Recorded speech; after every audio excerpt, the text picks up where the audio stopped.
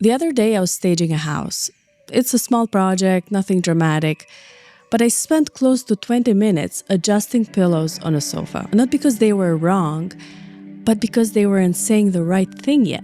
I was doing it because I knew when the homeowner walked in, those pillows would either say, "This is staged" or "This is home."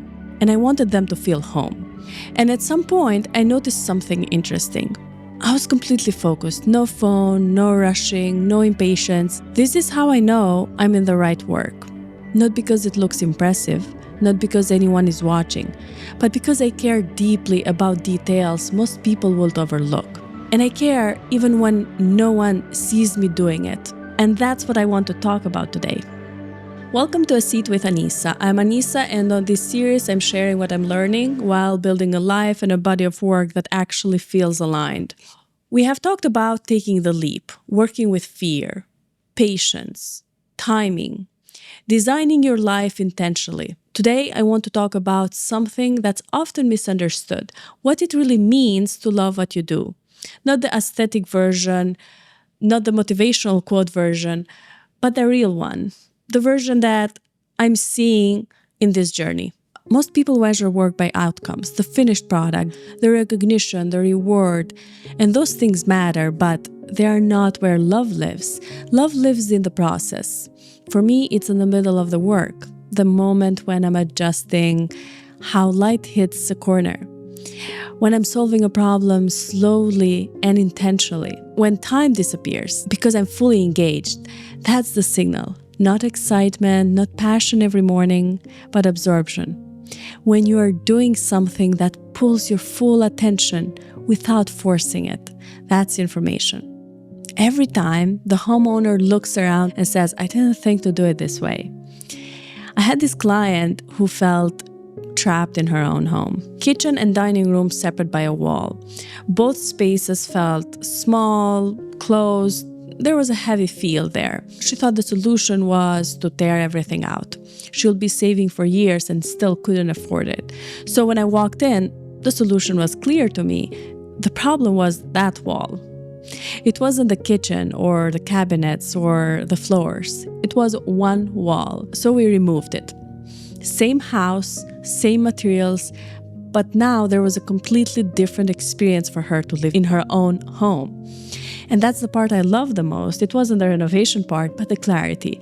Loving your work often means learning how to see what often can't yet see, and having the confidence to simplify that solution instead of complicating. And it's not just about removing walls or repositioning furniture. Sometimes it's about keeping personality alive. There is another pattern I have noticed. People often think beauty requires erasing themselves in their own home. I had a client who assumed I'll just make it neutral colors, safe style, catalog ready. But when I walked in, I saw her story everywhere. Artwork from her travels, her grandmother's chair, old books that didn't match. But instead of removing them, I organized them. I created space around them. I let them breathe. And when she saw it, she got emotional because she realized she didn't have to erase herself in order for her space to look beautiful. And that's when work becomes meaningful, when it helps people feel more themselves, not less. There is a myth that loving your work makes everything easy. It doesn't. And you don't have to love everything about your work. I love designing spaces. I don't love chasing invoices. I don't love managing logistics.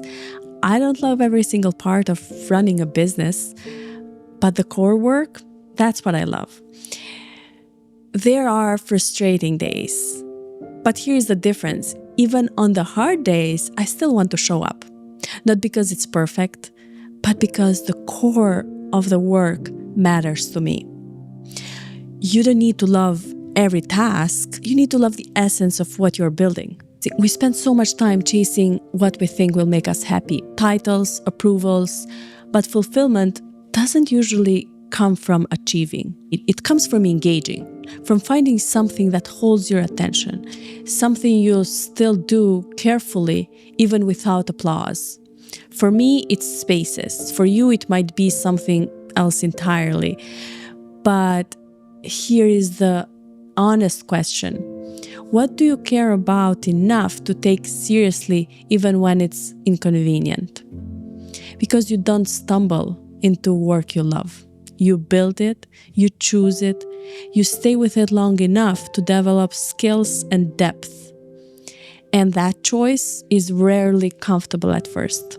I still spend too much time on pillows, catch myself adjusting the same detail again and again. And I don't rush it, because caring deeply about something small isn't foolish. It's a sign you have found work that deserves your attention, that quiet focus, that steady commitment. That's what loving your work actually looks like. Not loud, just intentional. Next time, I want to talk about vulnerability. Because caring this much, showing up this fully, requires strength most people underestimate. Thank you for being here with me.